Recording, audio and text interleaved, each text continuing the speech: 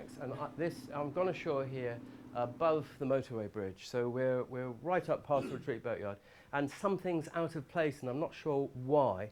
And it's something red that shouldn't be where it is.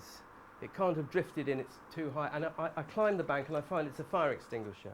And I think, well, what's a fire extinguisher doing? And then I suddenly realise that this is a hut and someone's hiding in the riverbank. And it's somebody who desperately doesn't want to be found. And it's a homeless man's home. And it is beautifully made. This is not a fishing lodge, this is not a child's den. This is a very serious place, and it's a survival shelter, and a survival shelter for somebody that doesn't want to be discovered. And it's all made from found materials, which interests me in my work. But it has an unusual amount of intelligence in its structure.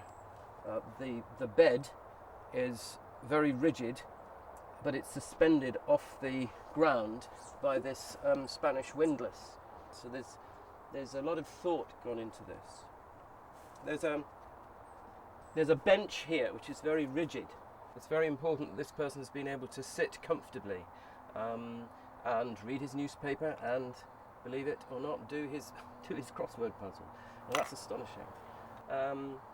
And next to the bench is a stove which is made from stones that he's pulled out of the river bank, and the fire will heat the stones, and then the stones will serve as a night storage heater to keep him awake, to keep him warm at night when he's in this bunk.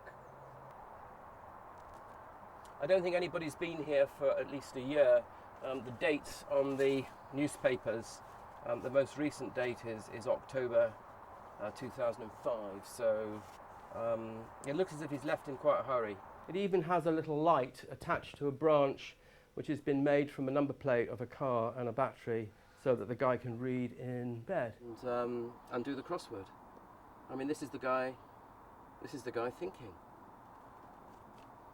But it intrigues me the way that the found materials are used, and the way that the translucent panels are used to let in light, the way that plastic bags and newspapers are stuffed into the tree to keep out the draft. And it just seems to be a remarkable sculpture, really, made from found things. And so we kind of keep the leaves out of it, and we mend the holes in the roof. And the rumour is that he's been in prison for 2 years. And we think, well, when he comes out of prison, a homeless man may need his home back. And I show it to architects that are very interested in vernacular building. And I show it to survival experts that are kind of trying to put programs together for survival. And they're all very moved by it. And I think the reason they're moved by it is because it's attending to a number of essential things that make us human. You know, you need the warmth. He's actually sewn his duvet down the side of his hammock so he doesn't get a draft. Number of little things that he's attended to. And one day I got there to visit it, and it's been trashed. It's been absolutely smashed to pieces. And the plate that we've been keeping clean, they've broken the plate. And there was no structure to the building. The building was all supported by a tree, and the hammock was hanging off a branch of the tree, and they've taken the chainsaw and they cut all the branches off the tree so that no one will ever sleep there again. And as a result of this, I got tons of material, because I wasn't going to break it up, but I come back with all this stuff. This is the biggest piece I've ever made, and it's sort of an 8x4 sheet. And there is the boat, and suddenly the ocean's getting bigger and getting more expansive. The Christmas show is a really good show to have in Bond Street. Everyone wants a Christmas show. Can I do a show? I say, how long have I got? He says, 4 weeks. And I've done a lot of work on this stuff.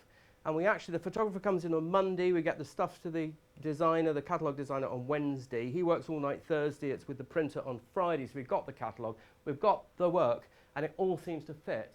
That's his bunk, we get that up in the gallery, and it's just so beautifully made, from nothing, from bits of stuff he's found in skips.